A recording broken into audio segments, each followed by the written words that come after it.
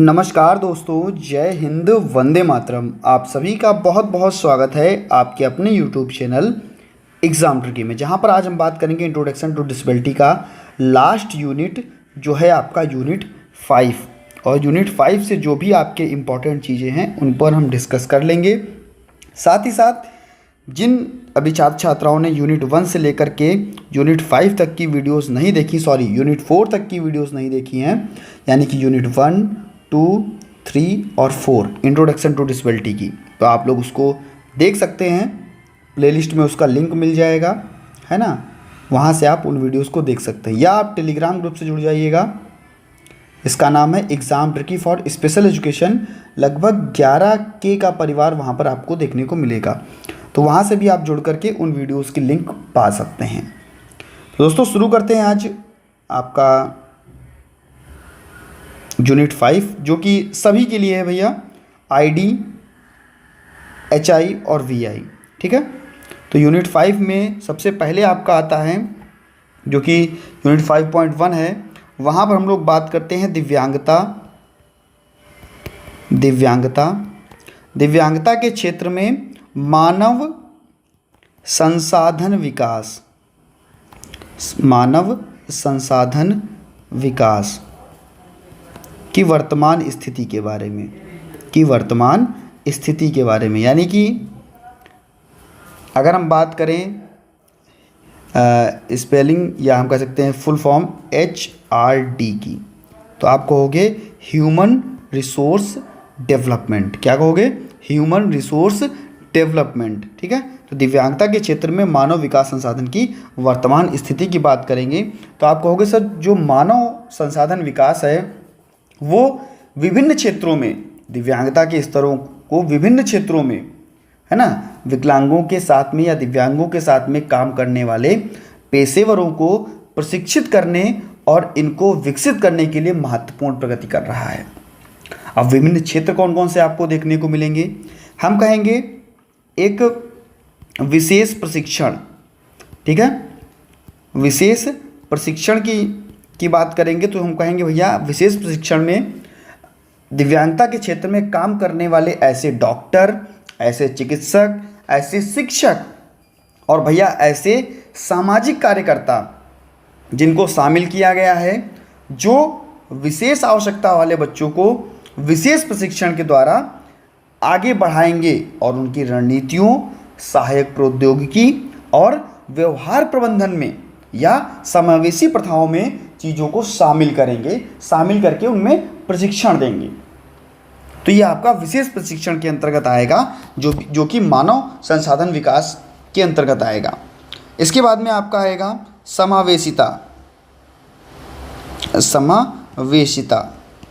जब भी समावेशिता और विविधता की बात करेंगे हम, तो कहेंगे प्रत्येक बच्चा, मानव संसाधन विकास के अंतर्गत जो कार्यक्रम चलाए जाएंगे वो समावेशिता को ध्यान में रख करके चलाए जाएंगे, समावेशिता के ध्यान को महत्व देते हुए चलाए जाएंगे। क्यों? क्योंकि प्रत्येक बच्चे की समावेशिता, यानी कि प्रत्येक बच्चे को समावेशन किया जाएगा और उसकी विविधता को ध्यान में रखते हुए, उसकी जो चीज़ें अलग अलग हैं, क्योंकि प्रत्येक बच्चा एक दूसरे से भिन्न है, तो प्रत्येक बच्चे की चीज़ों को ध्यान में रखते हुए हम क्या करेंगे, बच्चे को मानव संसाधन विकास के अंतर्गत रखेंगे और कहेंगे जो भी बच्चे का सांस्कृतिक और भाषाई परिवेश है, सामाजिक और आर्थिक पृष्ठभूमि है, व्यक्तियों के साथ में काम करने के लिए हम उनको आवश्यकता होगी वो चीज़ हम उनको सुसज्जित करेंगे, वो चीज़ उनको हम देंगे, ठीक है। नेक्स्ट हम बात करते हैं, इस क्षेत्र में भैया संसाधनों की भी कमी होती है, ठीक है, संसाधनों की भी कमी है। तो कहेंगे सर दिव्यांगता के क्षेत्र में संसाधनों की कमी, अगर दिव्यांगता के क्षेत्र में संसाधनों की कमी है तो सेवाओं की गुणवत्ता जो भी होगी उस पर प्रभाव पड़ेगा। जो सेवाएं, जो उपलब्धता बच्चों को दी जा रही है पेशेवरों के द्वारा, वहाँ पर चीज़ें कम होंगी। यानी कि ऐसे अभी कई क्षेत्र बाकी हैं जिसमें दिव्यांगता के क्षेत्र में प्रशिक्षित पेशेवरों की कमी है। अगर देखा जाए तो विशेष शिक्षकों की भी कमी है हमारे भारत में, और यही जो प्रशिक्षित पेशेवर हैं, चाहे वो विशेष शिक्षक हों या कोई भी हो, है ना, जो दिव्यांगता के क्षेत्र में काम कर रहे हैं, तो भैया अगर सेवाओं को बढ़िया देना है, गुणवत्तापरक देना है और गुणवत्तापरक चीज़ों को उपलब्ध कराना है, तो हमें क्या करना होगा कि भैया जो संसाधनों की कमी है उन संसाधनों की पूर्ति करनी होगी। नेक्स्ट है आपका कह सकते हैं कि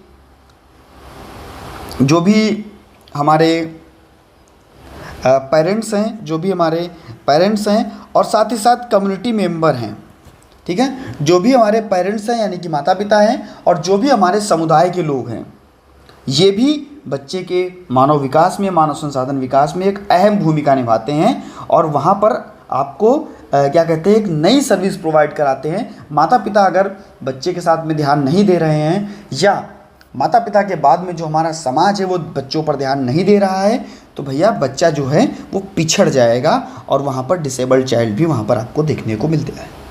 ठीक है, इसी प्रकार से अगर आप इसको लिख सकते हैं तो इस प्रकार से आप लिखेंगे अच्छी तरीके से।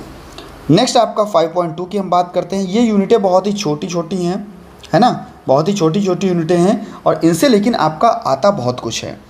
आगे हम बात करते हैं आपकी जितने भी इंटरनेशनल बॉडीज़ हैं, जितने भी आपके राष्ट्रीय सम्मेलन है, चाहे वो उसके अंतर्गत आपका इंटरनेशनल डिसेबिलिटी एलियंस आ जाए यानी कि IDA आए या यूनेस्को आए या यूनिसेफ आए, UNDP आए या WHO आए, तो चाहे वो आपका IDA का फुल फॉर्म हो, है ना, चाहे वो आपका यूनेस्को का फुल फॉर्म हो, है ना, चाहे वो आपका यूनिसेफ का फुल फॉर्म हो, है ना, UNDP का फुल फॉर्म हो या WHO का फुल फॉर्म हो, ये सारे फुल फॉर्म आपके लिए इम्पॉर्टेंट हैं। ये सारे के सारे फुल फॉर्म आपके लिए बहुत ही इम्पॉर्टेंट हैं। अगर आपने इन फुल फॉर्म्स को याद किया है तो बहुत अच्छा है, नहीं याद किया है तो अब याद कर लीजिएगा, है ना। अगर हम बात करें IDA की तो हम बोलेंगे इंटरनेशनल डिसेबिलिटी एलियंस, ठीक है, IDA। अगर हम बात करें यूनेस्को की तो हम कहेंगे United Nations Educational Scientific and Cultural Organization. United Nations Educational Scientific and Cultural Organization, इसको हम लोग बोलते हैं यूनेस्को। हम बात करते हैं यूनिसेफ की तो कहते हैं यूनिसेफ को हम लोग क्या बोलेंगे, कहेंगे यूनाइटेड नेशंस चिल्ड्रंस फंड, ठीक है, या एजुकेशन फंड, ठीक है, तो हम बोलते हैं यूनिसेफ। UNDP को क्या बोलते हैं, तो हम UNDP को बोलते हैं यूनाइटेड नेशंस डेवलपमेंट प्रोग्राम, ठीक है, UNDP United Nations Development Programme. और WHO आप सभी को पता है कि वर्ल्ड हेल्थ ऑर्गेनाइजेशन। तो ये जितने भी आपके अंतर्राष्ट्रीय संस्थान हैं या हम कह सकते हैं अंतर्राष्ट्रीय बॉडीज़ हैं जो कि अंतर्राष्ट्रीय दिव्यांगता के क्षेत्र में काम कर रही हैं, चाहे WHO, यूनेस्को, यूनिसेफ, ये सभी अंतर्राष्ट्रीय निकाय दिव्यांगता के क्षेत्र में पुनर्वास सेवाओं को आगे बढ़ाने के लिए और वैश्विक स्तर पर दिव्यांग बच्चों के अधिकारों और कल्याण को बढ़ावा देने के लिए, महत्व देने के लिए भूमिका निभाते हैं। इनके शिक्षा, सामाजिक समावेशन और आवश्यकता से आधारित सेवाओं की पहुंच तक ये जितने भी आपके अंतर्राष्ट्रीय संस्थान हैं काम करते हैं। चाहे आपका IDA हो, है ना, तो IDA में आपको देखने को मिलेगा जो भी हमारे दिव्यांग व्यक्ति हैं उनके अधिकारों को बढ़ाना, इन्हें क्षेत्रीय संगठन को एक गठित करना और समुदाय के लिए एक एकीकृत आवाज़ के रूप में कार्य करना, समावेशी नीतियों और प्रथाओं को आगे बढ़ाना, उसकी वकालत करना और जो भी बढ़ावा है सभी को सुलभ सेवाएं देना, न्यायगत और राष्ट्रीय स्वास्थ्य देखभाल सामाजिक प्रणालियों को एकीकृत करना, ये आपका IDA का काम है। हम बात करते हैं यूनेस्को की तो कहेंगे यूनेस्को जो कि हमारे शिक्षा, विज्ञान, संस्कृति और संचार पर केंद्रित है, जो कि हमारे शिक्षा, विज्ञान, संस्कृति और संचार पर केंद्रित है, वो आपका कौन है, यूनेस्को है, जहाँ पर समावेशी पाठ्यक्रम, शिक्षक प्रशिक्षण और समावेशी शिक्षा को बढ़ावा दिया जाता है। इसकी नीतियों को बढ़ावा दिया जाएगा और भैया समर्थन को भी बहुत बढ़ावा दिया जाएगा। इसके बाद में हम यूनिसेफ की अगर बात करते हैं तो यहाँ पर भी जो हमारे दिव्यांग बच्चे हैं इनके अधिकारों की रक्षा, इनकी भलाई को सुनिश्चित किया जाता है और सामाजिक सुरक्षा और उनकी भागीदारी, समावेशी नीतियाँ, समावेशी विकास और दिव्यांग बच्चों की वकालत को भी यहाँ पर शामिल किया जाता है और सभी के अधिकारों के बारे में उनको जागरूक किया जाता है ना। सभी के अधिकारों के बारे में उनको जागरूक किया जाता है।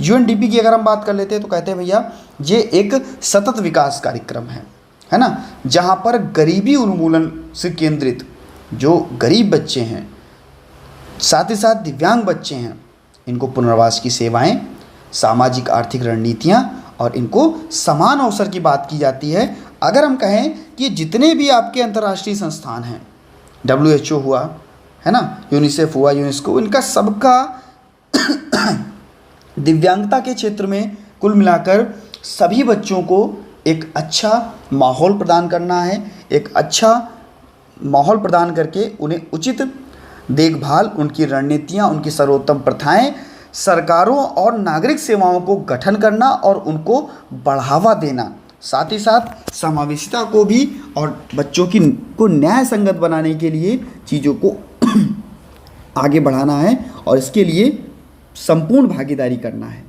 तो ये सभी राष्ट्रीय संस्थान, अंतर्राष्ट्रीय संस्थान, इनके बारे में आप फुल फॉर्म से लेकर के पढ़ लीजिएगा, इम्पॉर्टेंट हैं बहुत ज़्यादा, आपकी फुल फॉर्म्स यहाँ से इम्पॉर्टेंट हैं।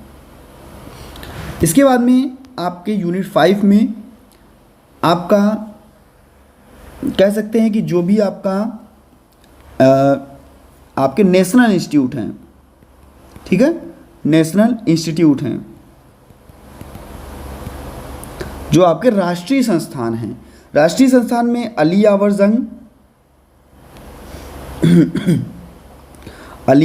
यावर जंग national institute for speech and hearing disability दिव्यांगजन, ठीक है, चाहे आपका ISLRTC हो या NIEPID हो, ठीक है, या आपका NIEPVD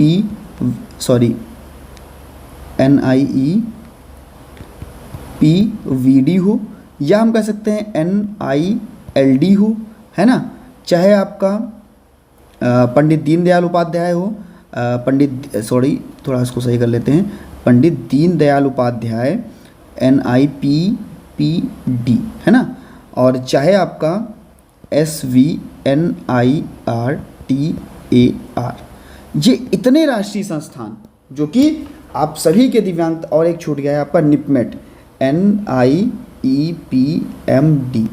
अगर कहेंगे हम भैया कि IDD के बच्चों का पेपर कंडक्ट कराने वाला राष्ट्रीय संस्थान तो आपका निपमेट। अगर हम कहेंगे HI के बच्चों का पेपर कंडक्ट कराने के लिए तो आपको हो गया अली यावर जंग, है ना। अगर हम कहेंगे जो VI के बच्चे हैं जो D.Ed कर रहे हैं उनका पेपर कौन कंडक्ट कराता है तो आपका NIEPVD, है ना। तो इस प्रकार से आपके जो राष्ट्रीय संस्थान हैं, चाहे आपका अली यावर जंग national institute for the empowerment of person with speech and कह सकते हैं कि हेयरिंग डिसेबिलिटीज़, अली यावर जंग national institute of speech and hearing disabilities जो कि आपका मुंबई में है, ये राष्ट्रीय संस्थान हो, चाहे आपका National institute for the empowerment of person with Intellectual Disability हो, चाहे आपका Indian Sign Language Research and Training Centre हो जो कि आपका दिल्ली में है, ये आपका हो गया सर, ये आपका सिकंदराबाद में, और चाहे आपका ये आपका देहरादून का संस्थान national institute for the empowerment of person with visual disabilities, है ना, locomotor disability Pandit Deendayal Upadhyay national institute for the empowerment of physical disabilities, है ना, और चाहे आपका Swami Vivekananda national institute for the empowerment of NIRTAR का होता है भैया आपका Swami Vivekananda national institute for the national institute of the है, फॉर द नहीं, of the rehabilitation training and research जो कि आपका कहाँ है तो आपको सर एक कटक में है, ठीक है। और ये सारे के सारे राष्ट्रीय संस्थान Pandit Deendayal Upadhyay national institute for person with physical disabilities जो कि आपका ये कहाँ है तो आपको सर दिल्ली में है। तो ये सभी राष्ट्रीय संस्थान, इनके बारे में आप इनके बारे में फुल फॉर्म याद कर लीजिएगा। और अगर कहें तो ये सभी राष्ट्रीय संस्थान आपके भारत सरकार के द्वारा दिव्यांगता के क्षेत्र में पुनर्वास सेवाएं, सेवाएं और आपकी शैक्षिक सेवाएं, रोजगार के अवसर, चिकित्सा के अवसर, ये सभी राष्ट्रीय संस्थान जो हैं वो देते हैं। ठीक है, सभी के नाम और इनके फुल फॉर्म याद कर लीजिएगा। इसके बाद में हम बात करते हैं रोल ऑफ आईसीटी, क्योंकि यूनिट 5 से आपका यूनिट 5.1 और 5.2 और 5.4 इस बहुत ज़्यादा इंपॉर्टेंट है आपके 3 नंबर के जो आपके क्वेश्चन आने वाले हैं उनके लिए। और अगर हम 5.5 की बात करते हैं तो ये भी इम्पॉर्टेंट है, क्योंकि यहाँ पर बात करता है आपका आईसीटी की, इंफॉर्मेशन एंड कम्युनिकेशन टेक्नोलॉजी, है ना, इंफॉर्मेशन एंड कम्युनिकेशन टेक्नोलॉजी, है ना। समावेशी सेवाओं में बात करेगा संचार प्रौद्योगिकी की, है ना, सेवाएं जो भी आपके सूचना और संचार प्रौद्योगिकी है, इंफॉर्मेशन एंड कम्युनिकेशन टेक्नोलॉजी, उसकी बात करता है। तो हम कहते हैं कि आजकल हम लोग डिजिटल युग में हैं और डिजिटल युग में जो भी हमारी प्रौद्योगिकी है वो एक नई तरीके से प्रस्तुत की जा रही है, जहाँ पर विशेष शिक्षक हों या हम कह सकते हैं किसी प्रकार की बच्चों को भी पढ़ाना हो तो उनको नए तरीके से सामान्य कंप्यूटर, लैपटॉप, स्मार्टफोन, है ना, और नई नई प्रौद्योगिकी के माध्यम से, नए नए समावेशन के माध्यम से चीज़ों को हम पढ़ाते हैं। अगर हमें किसी भी चीज़ के लिए जानना भी है या हमारे जो दृष्टिबाधित बच्चे भी हैं, अगर हम बात करें दृष्टिबाधित बच्चों की, तो भैया ये बच्चे भी हमारे हैं, तो हम कहेंगे कि ये बच्चे जो हमारे एक आज नए तरीके से पढ़ रहे हैं, क्योंकि उनको भैया सुनने की एक अच्छी सुविधाएं मिल रही हैं, है ना। ऑनलाइन में भी बच्चे तुरंत बोलते हैं और उनकी चीज़ें ओपन होके आ जाती हैं, उनको सुनाई भी ये भी दे जाता है कि भैया आखिरकार क्या इसके बारे में बताया गया है या बोला गया है। तो ये चीज़ें जो हैं वो हमारी इंफॉर्मेशन एंड कम्युनिकेशन टेक्नोलॉजी के अंतर्गत आती हैं। जो भी दिव्यांग बच्चे हैं, अंगों से दिव्यांग बच्चे हैं, तो उनके लिए भी भैया नए नए सॉफ्टवेयर बनाए गए हैं। अगर बच्चा सुन नहीं पा रहा है तो उसके लिए भी साइन लैंग्वेज का उपयोग किया जा रहा है। बच्चा देख नहीं पा रहा है तो आईसीटी का उपयोग करके हम बच्चे को सुनने वाली क्षमताएं और स्पर्श करने के लिए चीज़ों को सिखा रहे हैं, है ना। तो ये सारी चीज़ें देखने को मिलती है, नए नए ऐप, नई नई वेबसाइट हैं, ये सभी चीज़ें हम लोग आईसीटी के अंतर्गत उपयोग करते हैं, इंफॉर्मेशन एंड कम्युनिकेशन टेक्नोलॉजी के अंतर्गत उपयोग करते हैं, जहाँ पर जो भी दूरभाष सेवाएँ हैं, भुगतान है, प्रौद्योगिकी है ना, तो ये सारी चीज़ें जो हम लोग हैं वो उपयोग करते हैं आपकी आईसीटी के अंतर्गत। तो यूनिट 5 में दोस्तों इतना ही आपका इंपॉर्टेंट था, बाकी बहुत ज़्यादा यहाँ पर इंपॉर्टेंट चीज़ें नहीं हैं। सभी राष्ट्रीय संस्थान, सभी अंतर्राष्ट्रीय संस्थान, इनको जरूर याद कर लीजिएगा और मानव संसाधन विकास के बारे में पढ़ लीजिएगा। ठीक है, तो मिलता हूँ दोस्तों नेक्स्ट वीडियो में नई जानकारी के साथ में। एक जो आपका पेपर नंबर 6 है, सॉरी पेपर नंबर 6 क्यों होगा आपका, पेपर नंबर जो 2 है आपका, पेपर नंबर 2 है HI के स्टूडेंट का और IDD के स्टूडेंट का, इसकी भी वीडियो आप लोगों को अपलोड कर दी जाएगी बहुत ही जल्द, क्योंकि समय दोस्तों नहीं मिल पा रहा था। अब कोशिश करूंगा कि बहुत जल्द आप लोगों की 5-5 यूनिट वहां पर भी ख़त्म कर दी जाए, पेपर नंबर 2 की, क्योंकि आपका वो पेपर 10 तारीख को है ना, तो उसको भी ख़त्म किया जाएगा। लेकिन थोड़ा भैया धैर्य बना करके रखिएगा, जैसे जैसे हमें समय मिलता जाएगा आप लोगों तक हम चीज़ों को पहुँचाते जाएंगे। धन्यवाद दोस्तों। अगर अभी तक आपने चैनल को सब्सक्राइब नहीं किया है, चैनल को सब्सक्राइब कर लीजिएगा, पास में बेल आइकन में ऑल का ऑप्शन प्रेस कर लीजिएगा और सभी मित्रों तक एक बार वीडियो को शेयर कर दीजिएगा। धन्यवाद दोस्तों।